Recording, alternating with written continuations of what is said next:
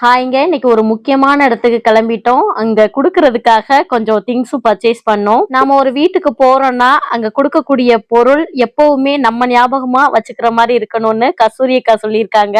ரெகுலரா வீடியோ பாக்குறவங்களுக்கு தெரியும் யாரு கஸ்தூரி அக்கான்னு. அவங்க சொன்னதுக்கு பிறகு எங்க போனாலுமே ஒரு கிஃப்டோட தான் போறது. கிஃப்டோட சேர்த்து குடுக்கறதுக்காக கொஞ்சம் ஃப்ரூட்ஸும் வாங்கிக்கிட்டோம். எல்லா திங்ஸும் வாங்கியாச்சு. வாங்கிட்டு வீட்டுக்கும் வந்தாச்சு. நாங்க வந்தது வேற யாரும் வீட்டுக்கும் இல்ல, கஸ்தூரி அக்கா வீட்டுக்கு தான். இவங்க தான் கஸ்தூரி அக்காவோட தங்கச்சி அஜந்தாக்கா. இவங்கதான் கஸ்தூரி அக்கா. எங்களுக்கு யுஏஇல கிடைச்ச புது சொந்த பந்தங்கள். எங்களுக்கு டின்னருக்காக ஏகப்பட்ட ஐட்டங்கள் ரெடி பண்ணிட்டு இருந்தாங்க. ரெண்டு பேருமே மல்டி டேலண்டட் பர்சன்ஸ். இவங்களுக்கு தெரியாத விஷயங்களே கிடையாது, அவ்வளோ விஷயங்கள் தெரியும். எங்களுக்குன்னு நிறைய ஐட்டங்கள் ரெடி பண்ணி வச்சிருந்தாங்க. என்னென்ன ஐட்டங்கள்னு வாங்க பார்க்கலாம்.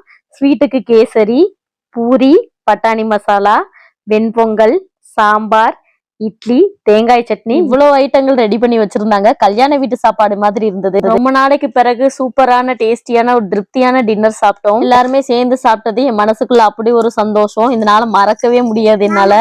சாப்பிட்டுட்டு எல்லாரும் சேர்ந்து ரொம்ப நேரம் பேசிட்டு இருந்தோம். டைம் போனதே தெரியல. லாஸ்ட் வீக் எங்க வீட்டுக்கு வந்தப்ப தம்பி கிட்ட அஜந்தாக்கா என்ன ஸ்வீட் உனக்கு பிடிக்கும்னு கேட்டிருந்தாங்க. தம்பியும் குலோப் ஜாமுன்னு சொன்னா. எதுக்காக கேக்குறாங்கன்னு தெரியலையே அப்படின்னு என் மனசுக்குள்ள ஒரு யோசனை. அஜந்தாக்கா தம்பி கேட்டதை ஞாபகம் வச்சு ஒரு பாக்ஸ் நிறைய குலோப் ஜாமுன் ப்ரிப்பேர் பண்ணி வந்திருந்தாங்க. செம்ம டேஸ்டா இருந்தது. பேசிட்டு இருந்ததுல டைம் போனதே தெரியல. 10 மணிக்கு மேல ஆயிடுச்சு. ஒன்னா சேர்ந்து நின்று குரூப் போட்டோ எடுத்துட்டு வீட்டுக்கு கிளம்பியாச்சு.